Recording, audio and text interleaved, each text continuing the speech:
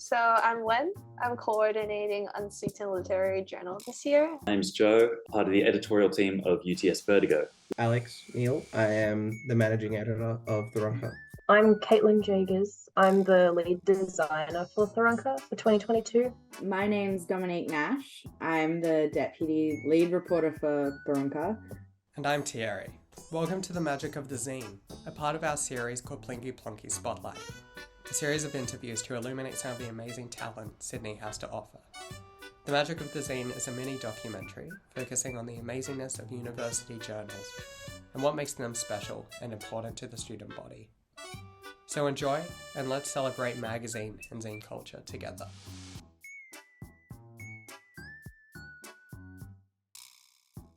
Vertigo's publication prides itself on being the first place that a lot of young writers and young designers get published, obviously within UTS.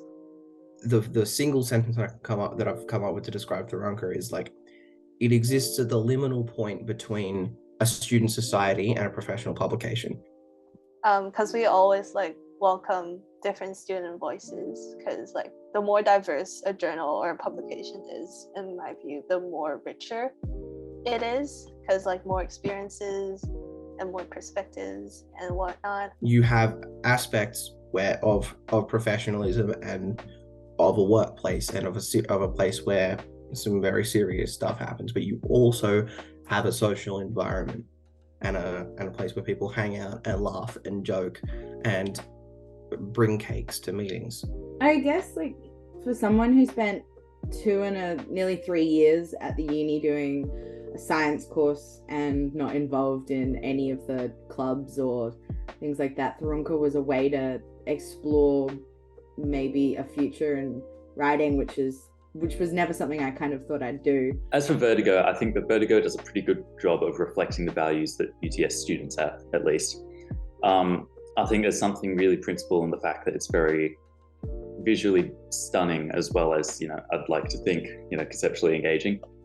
We're definitely more literary based. So we're more on the creative writing side, as opposed to Tharunka doing features and reviews of movies and books and whatnot. Because we mostly take essays, short stories, and poems. Tharunka started as the way uni students could get information about what's happening on campus, way back in 1953 when it began. Vertigo has been around for as long as UTS has been UTS, right? So before Vertigo, the Institute of Technology had UNSWeetened, which was the student publication. It was much more tabloid newspaper oriented. It had a tabloid news orientation, and that was around since pre-1991. For students to know what was happening at the higher levels of the university, what courses are being offered, what jobs are being offered on campus, all of that was Tharunka's purview to write about that. When the internet blew up, we weren't as much in a position anymore to do that, because you could get all that information online through social media. I think around 1991 to 1993, as the New South Wales Institute of Technology moved into University of Technology, Sydney, that was when UNSWeetened transformed into UTS Vertigo. And I think the beautiful thing about Vertigo, if you look through the archives, is that it's done a pretty fine job of sort of keeping to the culture of the university as the university evolves. It goes from the stages of being heavily news focused to being heavily about, Australian politics. As you can see, UTS as a leader in journalism. I know it started back in 1998.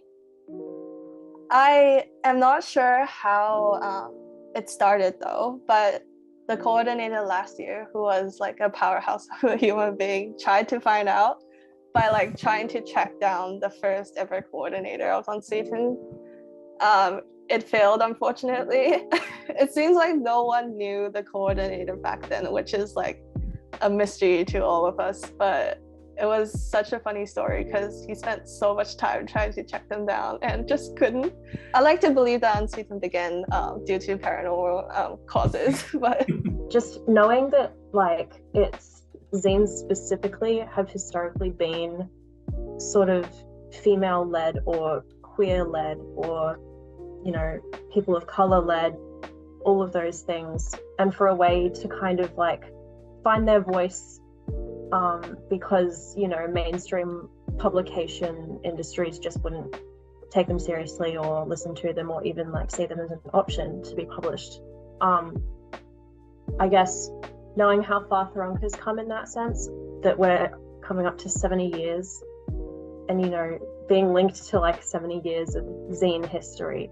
Its focus on the uni news has been really become really popular because after COVID or during COVID, no one was really able to see what was going on at the uni. So they needed or wanted to stay in contact with that community, and it became really popular again, I think. I think there was a lot of interest in the fun stories that we do as well, like Jack's article on the beer and whether or not, like, who likes beer and if you actually like it. The main issue we face is the importance of student journalism being recognized by people with influence at universities. Student papers are always in danger of being gutted by a figure who doesn't see the value in everything we're doing.